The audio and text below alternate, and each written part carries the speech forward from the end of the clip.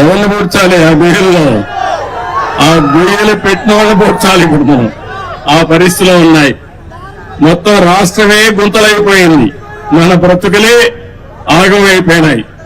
కానీ ఈ రోజు మిమ్మల్ని చూస్తే మాత్రం నాకు అనిపిస్తుంది, మొన్నటి వరకు నేను వస్తే బిక్కు అంటే వచ్చేవాళ్ళు, ధైర్యంగా కూడా వచ్చేవాళ్ళు కాదు. నేను ఏదైనా జోక్ చేసినా మీరు నవ్వేవాళ్ళు కాదు.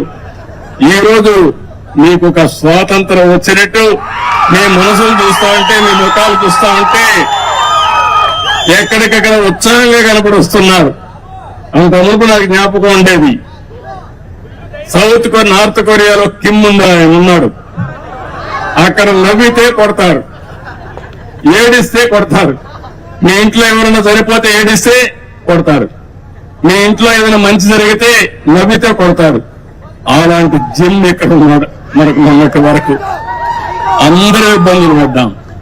కానీ ఈరోజు మాత్రం మీకు రియల్ గా చెప్తున్నా, ఫస్ట్ మీరందరూ కూడా వాట్సాప్నే కాకుండా హ్యాపీగా ఉండడం కోసం భగవంతుడు ఎంత శక్తి ఇస్తే అంత శక్తిని ఉపయోగించి మేము మీకు అండగా ఉంటాం, చేస్తామని మరొక్కసారి తెలియజేసుకుంటూ,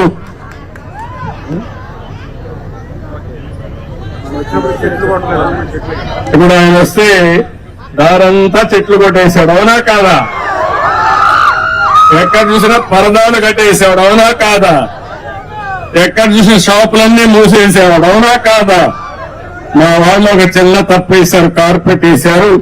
ఇప్పుడే చెప్పా, ఇక్కడ రాజు రాలేదు, లేకపోతే కింగులు రాలేదు, ప్రజలకు సేవకులు వచ్చాం, పొలాల్లో నడుస్తాం, లేకపోతే వాళ్ళ దగ్గరికి వెళ్తాం.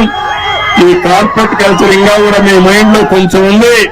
అధికార యంత్రాంగం మొత్తం మారాలి. నెక్స్ట్ టైం మాత్రం ఎక్కడా కార్పెట్ ఉండదు. ఉంటే కార్పెట్ వేసి వాళ్ళపైన యాక్షన్ తీసుకుంటా. ఎందుకంటున్నానంటే అందరం పుట్టింది మట్టిలో నుంచే, మళ్ళా చనిపోతే పోయేది మట్టిలోకే. ఈ ఆడంబరాలు ఇవన్నీ కూడా తాత్కాలిక ఆడంబరాలు కాదు. కావాల్సింది ప్రజల జీవితాల్లో మార్పు తీసుకురాగలిగితే, మీ జీవితాలకు వెలుగు చూపించగలిగితే అది శాశ్వతం. మీ గుండెల్లో శాశ్వతంగా మాకు స్థానం ఉంటుంది.